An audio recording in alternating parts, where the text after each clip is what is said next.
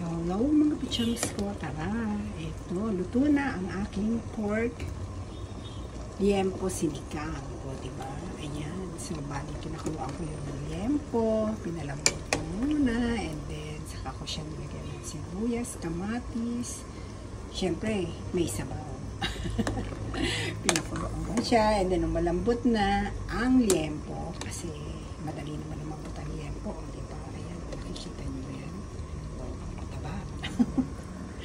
Nilagay ko na yung aking mga gulay. Ayan, yung talong, sitaw, okra, at saka ang kangkong.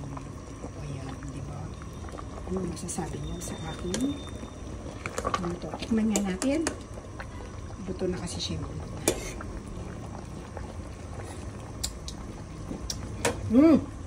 Sarap talaga ng luto ni Malu.